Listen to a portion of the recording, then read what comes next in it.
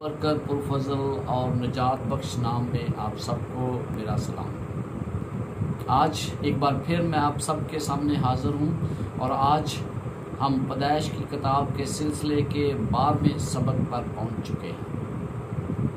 یہ سبق جو ہے یہ یوسف مصر کا شہزادہ کے متعلق ہے۔ یوں ہی ہم سیکھتے ہیں کہ مصر میں یوسف کس طرح شہزادہ بنا، تو آئیں ہم خداوند سے دعا مانگے کہ خداوند ہماری رہنمائی کرے تاکہ ہم اس بات کو اچھی طرح سمجھ سکیں کہ خدا کس طرح برائی سے اچھائی میں تبدیلی لاتا ہے، کس طرح خدا اپنے لوگوں کی حفاظت کرتا ہے، کس طرح خدا ان کے ہر وقت ساتھ ہوتا ہے جو اس کے احکامات کو مانتے اور اس پر عمل پیرا ہوتے ہیں۔ آئیں ہم خداوند سے دعا کریں تاکہ خداوند روح القدس کے ذریعے میری اور آپ کی رہنمائی کرے کہ ہم بہتر طریقے سے اس کو سمجھ سکیں۔ خداوند میں اپنے آپ کو اور تمام جو لوگ اس پروگرام کو سننے والے ہیں انہیں خداوند تیرے حضور پیش کرتا ہوں۔ تو خداوند ہماری رہنمائی کر تاکہ ہم تیری روح القدس کی ہدایت کے تحت آج کے سبق کو بہتر طریقے سے سمجھ سکیں۔ خداوند تو ہمیں سکھا کہ ہم کس طرح تمام حالات میں خوش رہیں تاکہ ہمارا خدا ہمیں برکات سے نوازے اور ہم ہمیشہ تیرے ساتھ وفادار رہیں جس طرح یوسف وفادار تھا۔ خداوند یسوع مسیح کے وسیلے سے مانگتا اور پا لیتا ہوں، آمین۔ پچھلے ہفتے ہم نے سیکھا کہ یوسف خوابوں کا شہزادہ تھا۔ اب اس ہفتے میں ہم نئے عنوان کے ساتھ آپ کے سامنے حاضر ہیں اور آج کا عنوان ہے کہ یوسف مصر کا شہزادہ۔ جب آپ پچھلے ہفتے اور اس ہفتے کے عنوانات کا موازنہ کرتے ہیں تو آپ کو کیا فرق محسوس ہوتا ہے؟ پچھلے ہفتے وہ خواب دیکھتا ہے لیکن اس ہفتے ہم اس کی تعبیر دیکھتے ہیں۔ یوسف کو اس کے خوابوں کی تعبیر کس طرح ملی؟ رومیو 15 باب اور اس کی 4 آیت میں لکھا ہے، کیونکہ جتنی باتیں پہلے لکھی گئی ہیں وہ ہماری تعلیم کے لیے لکھی گئی تاکہ صبر سے اور کتاب مقدس کی تسلی سے امید رکھیں۔ یوسف کی کہانی کا مقصد بہت اہم ہے۔ بہت سی باتیں ہمیں اس سے سیکھنے کی ضرورت ہے اور یہ تمام باتیں کتاب مقدس ہمیں سیکھنے کے لیے دی گئی ہے اور یہ کتاب مقدس اس لیے دی گئی ہے تاکہ ہم اس پر سبق حاصل کریں اور پھر اسے اپنی عملی زندگیوں کا ایک حصہ بنا لیں۔ یوسف کی کہانی ہمارے اندر ایک امید پیدا کرتی ہے اور خاص طور پر ہم مسیحیوں کے اندر جنہیں اپنے ایمان کی بدولت آزارسانی کا سامنا کرنا پڑ رہا ہے۔ یوسف نے ہمیشہ یہ خیال کیا کہ اس خوابوں کا دینے والا خدا ہے اور اس کی تکمیل کرنے کا سہرا بھی خدا کے سر ہے۔ اگر آپ آج رویا دیکھ رہے ہیں تو یقین جانے کہ خدا یوسف کی طرح آپ کی رویا بھی پوری کرنے کی طاقت رکھتا ہے۔ اس نے کبھی بھی ان خوابوں کو غلط طریقے سے حاصل کرنے کی کوشش نہیں کی بلکہ اس نے مکمل انصار اس کا خدا پر تھا۔ ہم شاید اپنے خوابوں کو جلدی حاصل کرنے کی کوشش کرتے ہیں لیکن یوسف نے ایسا نہیں کیا اور ابراہیم کی طرح ہمیں مسائل کا سامنا کرنا پڑ سکتا ہے جب ہم اپنے طریقے سے خوابوں کو حاصل کرنے کی کوشش کرتے ہیں۔ اگر خدا نے آپ کو کوئی خواب دیا ہے، کوئی رویا دیا ہے تو اسے حاصل کرنے کے لیے اپنے طریقوں کا استعمال مت کریں بلکہ خدا پر چھوڑ دیں کہ وہ کس طرح آپ کی رہنمائی کرتے ہیں۔ آج کے سبق میں ہم دیکھتے ہیں کہ یوسف مصر کا حاکم بن چکا ہے اور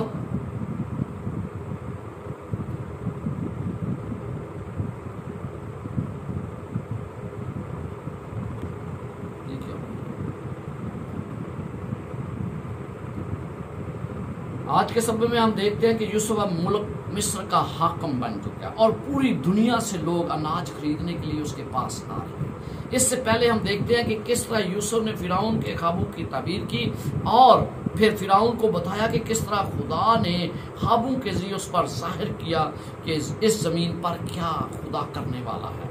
یہاں ہم دیکھتے ہیں کہ یوسف فرعون کو ابراہیم کے خدا کی طرف ایمان لانے کے لیے نہیں کہتا بلکہ اسے ایک اقتصادی پروگرام کی تجویز پیش کرتا ہے۔ دلچسپ بات یہ ہے کہ فرعون کو صرف معاشری عیسائی متاثر کر رہا تھا، وہ خواب کے روحانی پہلو میں زیادہ دلچسپی نہیں لے رہا تھا۔ فرعون نے یوسف کا عہد اور عہدہ جو اس کو دیا اس کی بنیاد دو باتوں پر تھی. اسے یہ عہدہ خوابوں کی تعبیر کی وجہ سے نہیں دیا گیا تھا، بلکہ اس کے پاس مسئلے کا حل تھا جس کی بنا پر اسے یہ عہدہ دیا گیا. بعض اوقات ہم مسائل کی نشاندہی کرتے ہیں لیکن ہمارے پاس ان کا حل موجود نہیں ہوتا. جب بھی کوئی مسئلہ درپیش ہو اور خاص طور پر روحانی مسئلہ درپیش ہو تو اس کا حل تلاش کرنے کی کوشش کریں اور کتاب مقدس کی تعلیمات کے مطابق اس کا حل تلاش کریں. یوسف جانتا تھا کہ اس کے خوابوں کا خالق خدا ہے، اور جب اسے مسئلے کا علم ہوا تو اس نے ان کا حل پیش کر دیا. خدا کے احکامات کو اولویت دینے کی بنا پر اسے خدا کی خوشنودی حاصل تھی، اور جس کی بنا پر فرعون اور اس کے وزیر اس کے حل کو پسند کیا. دوسری بات جو مجھے اور آپ کو سیکھنی ہے، اس نے اچھا مشورہ دیا. ہمیشہ دوسروں کے لیے اچھا مشورہ دیں، ایسا مشورہ جو آپ کے لیے قابل قبول ہو اور دوسروں کے لیے بھی قابل قبول ہو.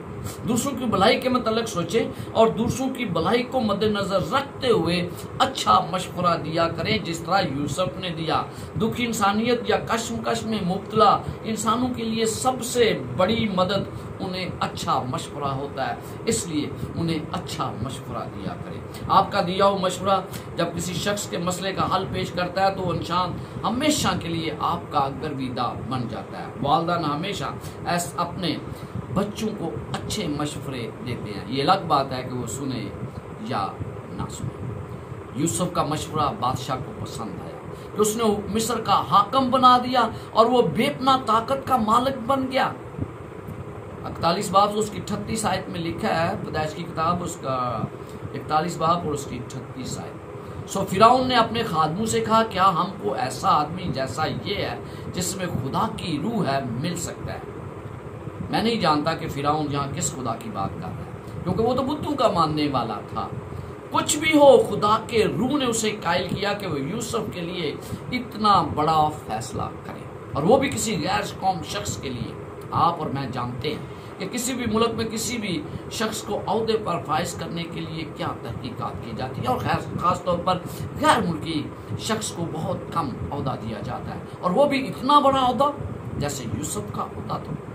لیکن یوسف کو اس معاملے پر کچھ بھی نہیں ہوا، بلکہ اس پر اعتماد کیا گیا. براہ راست اسے بہت بڑے عہدے پر فیض کر دیا گیا. پھر ہم دیکھتے ہیں کہ فرعون کے خادموں نے بھی اس کی تائید کی اور اس کے حق میں رائے دی. مجھے ایسا دکھائی دیتا ہے کہ یوسف کا انتخاب مذہبی نہیں بلکہ عملی تھا. اس کا انتخاب اس لیے کیا گیا کیونکہ وہ دانشمند اور عقل مند، اور اس کے ساتھ ساتھ اس میں لیاقت تھی، اور وہ خدا کی بخشش کا اظہار اس کی زندگی سے ہوتا تھا. یوسف 20 سال کا تھا، یوسف 30 سال کا تھا جب اس کو بطور غلام بیچا گیا. یوسف 30 سال کا تھا جب یوسف کو بطور غلام یوسف 30 سال کا تھا جب اسے اس عہدے سے نوازا گیا. جب غلامی کے طور پر اسے بیچا گیا تو اس کی عمر 17 سال تھی، اور اب اس کی عمر 30 سال ہو چکی تھی. یعنی اس نے بطور غلام 13 سال تک کام کیا. اسرائیلیوں میں 30 سال کی عمر بڑی عام بس تصور کی جاتی ہے. 30 سال کی عمر اسرائیلیوں میں بڑی اہمیت رکھتی ہے، کیونکہ 30 سال کی عمر میں کاہن اپنی خدمات انجام دینے کا اہل ہوتا ہے. اسی بنا پر یسوع مسیح نے بھی 30 سال کی عمر میں بپتسمہ لیا، اور یوسف 30 برس کا تھا جب وہ اس عہدے پر قائم کرنا شروع کیا. اس نے پیدائش 41 باب اور اس کی 46 آیت میں لکھا، اور یوسف 30 سال کا تھا جب وہ مصر کے بادشاہ فرعون کے سامنے گیا. اگلے 7 سالوں میں تاریخ نے ثابت کر دیا کہ اناج اتنی کثرت سے ہوا، بہت زیادہ اناج ہوا، جس سے معلوم ہوتا ہے خدا کے بغیر یہ کبھی بھی ممکن نہیں تھا. 39 آیت میں لکھا ہے، اور یوسف نے غلہ سمندر کی ریت کی مانند نہایت کثرت سے جمع کیا، یہاں تک کہ حساب رکھنا چھوڑ دیا کیونکہ وہ بے حساب تھا.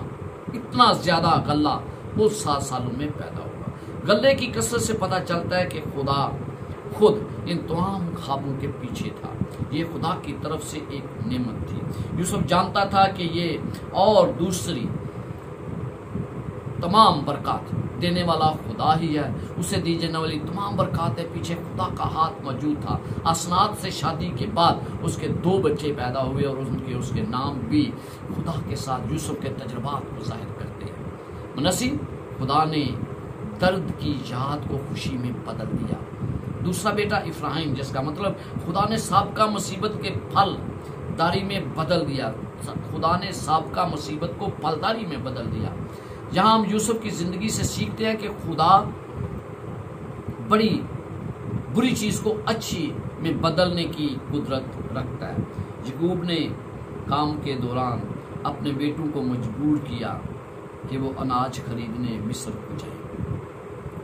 یعقوب کا یہ مشورہ یقیناً کسی نہ کسی سوچ کا نتیجہ تھا، کیونکہ حالات سے تنگ یہ شخص نہ چاہتے ہوئے ان واقعات کا ایک حیرت انگیز سلسلہ دیکھنا شروع کرتا ہے جس سے بچھڑے ہوئے بھائی دوبارہ مل گئے اور غم خوشی میں تبدیل ہو جاتا ہے۔ یوسف کے بھائی بھی مصر میں اناج خریدنے کے لیے جاتے ہیں اور یوسف کے سامنے جھکتے ہیں۔ ہم اس واقعہ کو پیدائش 42 باب میں پڑھتے ہیں۔ 6 آیت میں لکھا ہے، یوسف کے بھائی آئے اور اپنے سر زمین پر ٹیک کر اس کے حضور اداب لائے۔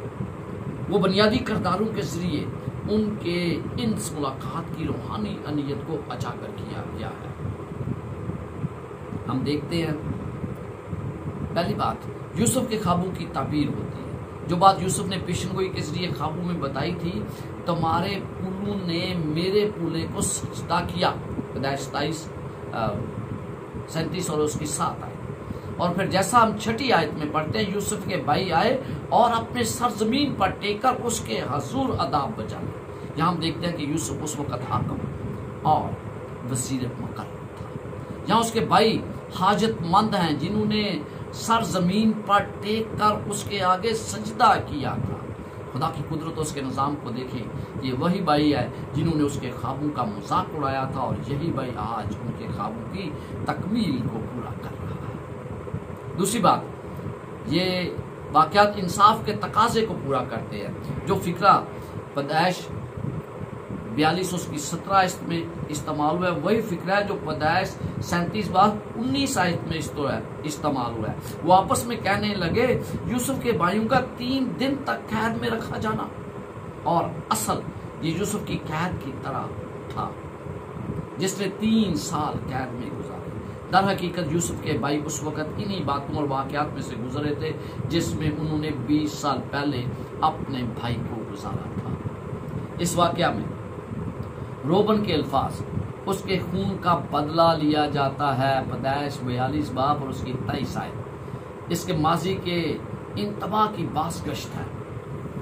تب اس وقت اس نے کیا کہا تھا؟ اس نے کہا تھا کہ اس بچے کا خون نہ بہا۔ ان تمام باتوں میں ایک ربط پایا جاتا ہے۔ جو کچھ انہوں نے کیا تھا وہ سب اسی کا سامنا کر رہے تھے، اور ہم دیکھتے ہیں کہ کسی نہ کسی وقت ہمیں بھی ان تمام حالات کا سامنا کرنا پڑتا ہے جس کے ہم پہلے سے شکار ہوئے ہیں۔ ہم بہت سے ایسے کام کیے ہیں جن کا ہمیں افسوس ہے۔ کچھ غلط کر دینے کے بعد اس کا ازالہ کرنا کس حد تک ممکن ہے۔ ہم جانتے ہیں کہ ہم کسی نہ کسی طرح غلطی کرتے ہیں، ہم غلط فیصلے بھی کرتے ہیں۔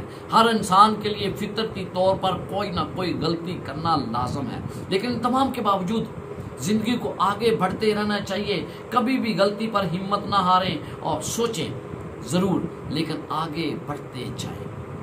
غلطیوں کی آس اس وقت تک کوئی قدر و قیمت نہیں ہوئی جب تک ہم اس سے سبق حاصل نہیں کرتے۔ ہمیں لازمی طور پر سوچنا چاہیے کہ ہم نے کیا غلط کیا ہے اور اس غلطی سے ہم نے کیا سبق حاصل کیا ہے، اور ان غلطیوں کو دوبارہ نہ دہرائیں۔ جہاں پر ہم دیکھتے ہیں کہ یوسف کے بھائی اپنی غلطیوں سے سیکھ چکے تھے، اس لیے ہمارے لیے کتنی ضروری ہے کہ ہم بھی اپنی غلطیوں سے سیکھیں۔ آپ واحد شخصیت نہیں جو غلطی کرتے ہیں، بلکہ یہ سوچیں کہ دوسرے بھی غلطی کرتے ہیں۔ آپ کے دوست، ساتھ کام کرنے والے اور جن سے آپ کا واسطہ پڑتا ہے، آپ سے محبت کرنے والے بھی غلطیاں سیکھ کرتے ہیں، اور اگر ہم ان کی غلطیوں سے سبق حاصل کریں تو کتنا اچھا ہوگا۔ بعض اوقات ہم اپنی غلطیاں دوسرے لوگوں کو نہیں بتانا چاہتے، دوسروں کو بتائیں تاکہ وہ ان غلطیوں سے سیکھ سکیں۔ غلطیوں سے سیکھنے کا عمل بہت ہی اہم ہے، اور یاد رکھیں ہم میں سے ہر ایک کو غلطی کے بعد اپنی زندگی میں تبدیلی لانے کی ضرورت ہوتی ہے۔ لوگوں پر اعتماد کریں اور ہر روز اپنی زندگی میں بہتر بنیں۔ بعض لوگ دوسروں کی غلطیوں سے سیکھتے ہیں، یہ بہت ہی انٹیلیجنٹ لوگ ہوتے ہیں جو دوسری غلطیاں کرتے ہیں اور وہ اس سے سیکھ جاتے ہیں۔ دوسری قسم کے لوگ وہ ہیں جو اپنی غلطیاں کرتے ہیں اور ان سے سیکھتے ہیں، یہ ان کے ساتھ بہترین زندگی گزارتے ہیں کیونکہ وہ اپنی غلطیاں کر کے سیکھتے ہیں۔ اور تیسرے ایسے لوگ ہوتے ہیں جو نہ اپنی غلطیوں سے سیکھتے ہیں نہ دوسری غلطیوں سے سیکھتے ہیں۔ آپ کو اپنی غلطیوں سے اور دوسرے کی غلطیوں سے سیکھنے کی ضرورت ہے۔ مجھے بھی اس بات کی اشد ضرورت ہے کہ میں دوسروں کی غلطیوں اور اپنی غلطیوں سے سبق سیکھ سکوں۔ ایسے میں مسیح کے وسیلہ خدا سے معافی کو حاصل کرنا، قبول کرنا کیوں ضروری ہے؟ جب ہم غلطیاں کرتے ہیں، جب ہم اپنے کیے ہوئے گناہوں کی معافی مانگتے ہیں، ان کا اقرار کرتے ہیں اور پھر توبہ کرتے ہیں۔ اقرار ضروری ہے، گناہوں پر سوچو بچار کرنا ضروری ہے، اس کے بعد توبہ کرنا لازمی ہے، اور توبہ کے بعد پھر گناہ نہ کرنے کا عہد کرنا ضروری ہے۔ اس لیے ہم آئیں کہ اس بات کو یاد رکھیں کہ ہم دوسروں کی غلطیاں سے سیکھیں، اپنی غلطیوں سے سیکھیں، اور پھر اگر ہم نے غلطی کی ہے تو پھر خدا سے معافی مانگیں۔ اب ہم دیکھتے ہیں کہ یوسف اپنے بھائیوں کو واپس کنعان میں بھیج دیتا ہے۔ اب یوسف ان سے عہد لیتا ہے کہ وہ اپنے بھائی بنیامین کو اپنے ساتھ لائیں گے، کیونکہ انہوں نے بتایا کہ بنیامین ان کا ایک بھائی ہے۔ یعقوب آسانی سے اپنے بیٹے بنیامین کو ان کے ساتھ مصر میں نہیں بھیجنا چاہتا تھا، کیونکہ اس کے پاس ہی راحل کی آخری نشانی تھی۔ وہی کسی طور پر بھی اسے کھونا نہیں چاہتا تھا، کیونکہ یہ بچہ یوسف کی کمی کو پورا کر رہا تھا، یعنی راحل اور یوسف کی کمی یہ بنیامین کے ذریعے پوری ہو رہی تھی۔ جب کھانے کو کچھ نہ رہا تو اس نے یہودا کی ضمانت پر بنیامین کو جانے دیا، جو اس کا دوسرا دورہ تھا، اس لیے بھی اس نے انہیں ان کے ساتھ جانے دیا۔ اگر ہم پچھلے باب کی آخری آیت دیکھیں تو ہمیں پتہ چلتا ہے کہ روبن نے ضمانت دی لیکن یعقوب نے انکار کر دیا۔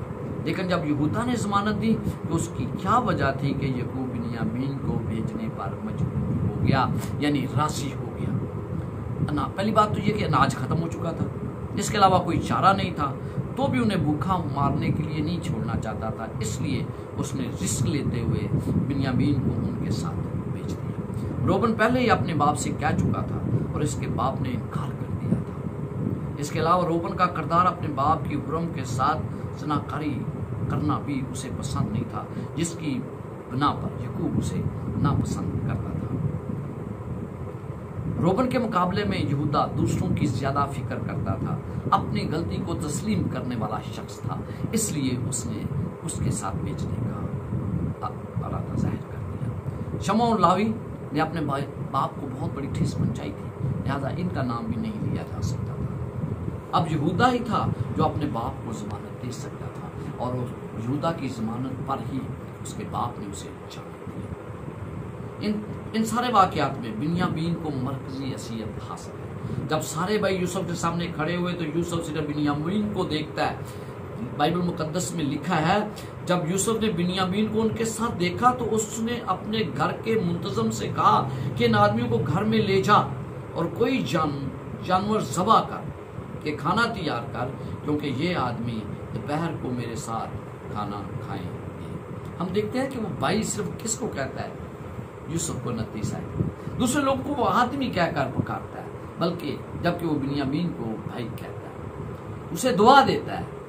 یوسف بنیامین کے لیے خدا کی مہربانی مانگتا ہے، اس کے بھائیوں نے اسے نہیں دی تھی۔ جو بھائی سوچ رہے تھے کہ پیسوں کی وجہ سے وہ قید میں ڈالے جائیں گے، جبکہ یوسف ان کے لیے ضیافت تیار کروا رہا تھا۔ ایسا دکھائی دیتا تھا کہ بنیامین کی وجہ کی موجودگی سے صورتحال مسلسل طور پر بدل چکی ہے۔ جب تمام بھائیوں کو ان کی عمروں کے مطابق بٹھایا گیا تو اس میں بڑا سلیقہ دکھائی دیا اور انہیں رتبہ اور عزت دی گئی۔ بنیامین کی خدمت 5 گنا زیادہ کی گئی۔ ان تمام جانبداری کے واقعات میں بھائی پریشان نہیں ہوئے، جبکہ کئی سال پہلے جب یوسف کے ساتھ اس کے باپ نے جانبداری کی تو وہ اسے ناپسند کرتے تھے اور اسے اپنا بھائی ستیلا بھائی سمجھتے تھے۔ اس لیے یوسف اور یعقوب کے ساتھ انہوں نے بدسلوکی کی تھی۔ بنیامین پر ایسی مہربانی کر کے یوسف نے یہ معلوم کرنے کی کوشش کی تھی کہ آیا اس کے بھائی سب سے چھوٹے بھائی کو وہ حسد اور نفرت تو نہیں دکھاتے جو انہوں نے اسے دکھائی تھی۔ یہی خیال کرتے ہوئے کہ یوسف ان کی زبان نہیں سمجھتا، ان بھائیوں نے آزادانہ طور پر ایک دوسرے سے بات چیت کی۔ اس طرح سے یوسف کو اس کے حقیقی احساسات کو جاننے کا ایک اچھا موقع مل گیا، تاکہ وہ ان کو بھی مزید امتحان لینا چاہتا تھا۔ اس لیے اس نے ان کو جانے سے پہلے حکم دیا کہ اس کا اپنا چاندی کا پیالہ سب سے چھوٹے کی بوری میں چھپا دیا جائے۔ ہم دیکھتے ہیں کہ جب یہ تمام کچھ ہو گیا اور چاندی کا پیالہ سب سے چھوٹے بھائی کے بورے میں ڈال دیا گیا تو یوسف اس کے پیچھے اپنے نوکروں کو بھیجتا ہے۔ یوسف نے اپنا چاندی کا پیالہ بنیامین کے بورے میں کیوں رکھوایا، دوسرے کسی بھائی کے بورے میں کیوں نہیں؟ ایک بار پھر پہلے کی طرح کیا گیا۔ یوسف کی ہدایت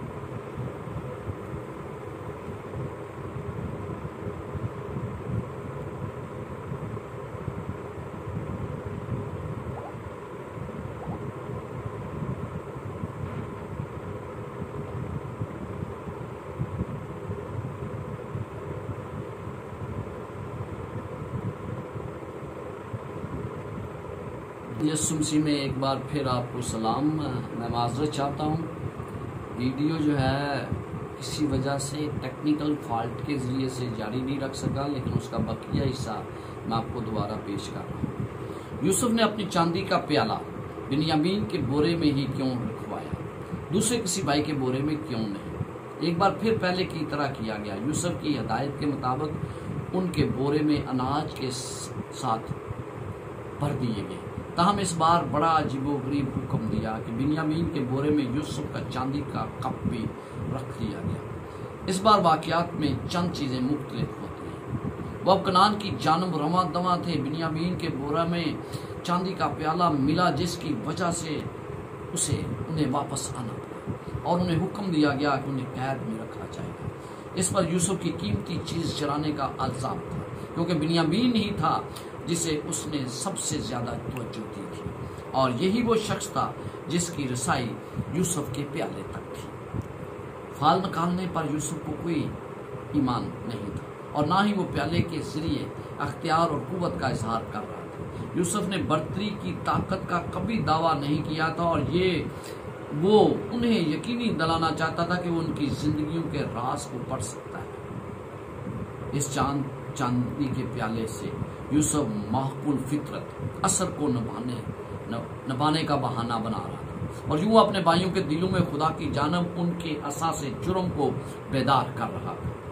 یہودا ان باتوں کی تشریح کرتا ہے کیونکہ وہ اس بدی کی طرف اشارہ کرتا ہے جو اس نے ان میں دیکھی تھی۔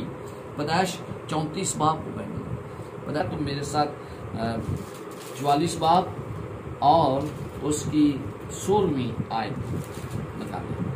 یہاں پر لکھا ہے، یہودا نے کہا، ہم اپنے خداوند سے کیا کہیں؟ ہم کیا بات کریں یا کیوں کر اپنے کو بری ٹھہرائیں؟ خدا نے تیرے خادموں کی بدی پکڑ لی، سو دیکھ ہم بھی اور وہ بھی جس کے پاس پیالہ نکلا، وہ دونوں اپنے خداوند کے گلا۔ بھائیوں کے جذبات کی شدت اور ان کا رد عمل نمایاں تھا۔ ان سب کو ایک ہی فکر تھی کہ یوسف کی طرح وہ بنیامین کو بھی کھو نہ دے۔ وہ اس طرح مصر میں غلام بن کر رہنے کے لیے تیار تھے، اس لیے یہودا خود کو بنیامین کی جگہ پیش کرتا ہے، اور ہم 44 باب اور اس کی 33 آیت میں یوں پڑھتے ہیں، اس لیے اب تیرے خادم کو اجازت ہو کہ وہ اس لڑکے کے بدلے اپنے خداوند کا غلام ہو کر رہ جائے اور یہ لڑکا اپنے بھائیوں کے ساتھ چلا جائے۔ بالکل ویسے ہی جیسے مینڈا معصوم آئزک کی جگہ قربان کیا گیا، جہاں یہودا بھی اپنے آپ کو ایک قربانی کے طور پر پیش کرتا ہے۔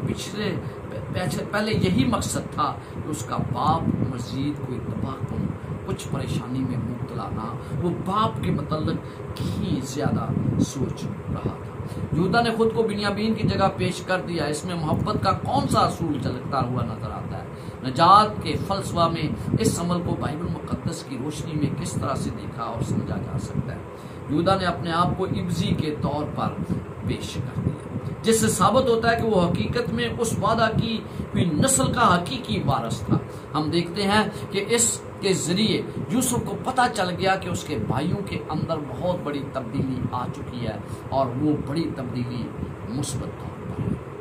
پھر ہم پیدائش 45 کی طرف آتے ہیں۔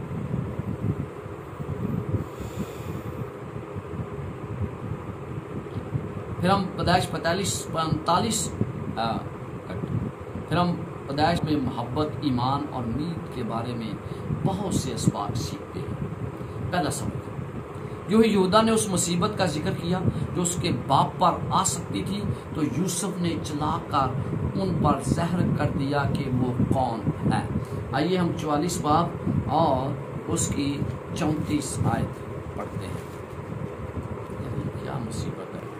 پیدائش 44 باب اور اس کی 34 آیت میں یوں لکھا ہے، کیونکہ لڑکے کے بغیر میں کیا منہ لے کر باپ کے پاس جاؤں؟ کہیں ایسا نہ ہو کہ مجھے وہ مصیبت دیکھنی پڑے جو ایسے حال میں میرے باپ پر آئے گی۔ تب یوسف ان کے آگے جو ان کے آس پاس کھڑے تھے اپنے کو ضبط نہ کر سکا اور چلا کر کہا کہ ہر ایک آدمی کو میرے پاس سے باہر کر دو۔ چنانچہ جب یوسف نے اپنے آپ کو اپنے بھائیوں پر ظاہر کیا، اس وقت اور کوئی اس کے ساتھ نہ تھا۔ یہی اظہار اکثر خدا کے الہام کے لیے بھی استعمال ہوا ہے۔ ہم دیکھتے ہیں کہ خروج 6 باب اور اس کی 13 آیت میں جب خدا لوگوں کو چھڑانا چاہتا تھا تو خدا نے بھی ان پر اپنے آپ کو ظاہر کیا۔ اس طرح حزقیل 40 باب 9 آیت میں جب لوگ گناہ میں مبتلا تھے تو خدا نے اپنے آپ کو ان پر ظاہر کیا، جس سے اندازہ ہوتا ہے کہ جہاں بھی اس نے خود کو ظاہر کیا تھا، یعنی خداوند نے ظاہر کیا کہ انسانوں کی برائی میں بھی خدا کی حضوری حکمرانی کرتی ہے۔ دوسری بات، اس کے بھائیوں کو آنکھوں دیکھنے اور کانوں سے سننے پر یقین نہیں آ رہا تھا، اس لیے یوسف کو کہنا پڑا، میں تمہارا بھائی یوسف ہوں۔ 45 باب اور 4 آیت۔ اس کے اب کی بار یہ بھی کہا گیا کہ جس کو تم نے بیچا تھا، یوسف کہتا ہے کہ خدا نے مجھے تمہارے آگے بھیجا ہے۔ 45 باب اور اس کی 5 آیت میں لکھا ہے، اور اس بات سے کہ تم نے مجھے بیچ کر جہاں پہنچوایا، نہ تو غمگین ہو نہ اپنے دل میں پریشان ہو، کیونکہ خدا نے جانوں کو بچانے کے لیے مجھے تم سے آگے بھیجا ہے۔ تو خدا کا ذکر کرنے کا دوہرا مقصد کیا تھا یوسف کا؟ اس نے اپنے بھائیوں کو یقین دلایا کہ یوسف کے دل میں ان کے لیے کوئی رنجش باقی نہیں ہے۔ یوسف کی اس بات میں ایمان کا گہرا اقرار اور امید کا اظہار تھا۔ حقیقت میں وہ ان سے کہہ رہا تھا کہ جو کچھ انہوں نے کیا تھا اس میں ایک عظیم رہائی پائی جاتی ہے، جس میں ان کی بقا کا بھی مقصد ہے، اور اس سے ان کے اندر امید پیدا ہوتی ہے، انہیں تحفظ کا احساس ہوا۔ پھر یوسف نے اپنے بھائیوں کو مصر میں باپ سمیت آنے کے لیے کہا اور انہیں جانے کے لیے تیار کے لیے تاکید کی۔ اس دعوت میں مخصوص الفاظ استعمال کرتا ہے، اس کی جگہ کے بارے میں بتاتا ہے جہاں ان کو آ کر رہنا ہے۔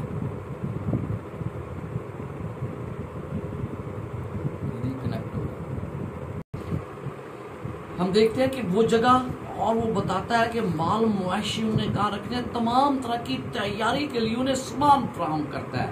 45 باب اور اس کی 10 آیت میں یوں لکھا ہے، तू जश्न के इलाका में रहना और तू और तेरे बेटे और तेरे पोते और तेरी भेड़ बकरियां और गाय बैल और तेरा माल व मता ये सब मेरे नजदीक होंगे। यहाँ पर उन्हें जगह बताता है, मवेशियों के लिए जगह का इंतखाब किया जाता है, वो उनकी नकलो हरकत के लिए उन्हें गाड़ियां फराहम की जाती हैं। यकूब कायल हो जाता है कि उसके बेटे झूठ नहीं बोल रहे। और फिर हम 45 बाब और उसकी 27 आयत में यूं पढ़ते हैं, तब उन्होंने उसे वो सब बातें जो यूसुफ ने उनसे कही थी बताई, और जब उनके बाप यकूब ने वो गाड़ियां देख ली जो यूसुफ ने उनके लाने को भेजी थी, तब उसकी जान में जान आई। यकूब ने उनका यकीन किया कि यूसुफ जिंदा है और ये फिर से उसे नई जिंदगी बख्शने के मतरादब था, उसे एक नई जिंदगी मिली।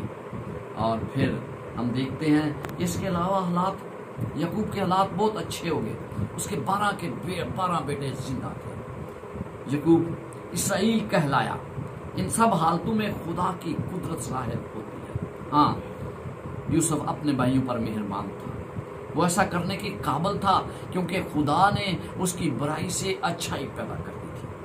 हम उनके साथ किस तरह मेहरबानी से पेश आ सकते हैं जिन्होंने हमारे खिलाफ बुराई की है, बिल्कुल यूसुफ की तरह। अगरचा हमारे हालात यूसुफ जैसे ना हों, लेकिन हमें बुराई की वजह से लोग जो दुख देते हैं, हम उनके साथ किस तरह पेश आ सकते हैं। शायद हमारी बुराई अच्छाई में ना बदले, जिस तरह यूसुफ का तजुर्बा हुआ था। तो हम इन हालात में क्या करना चाहिए?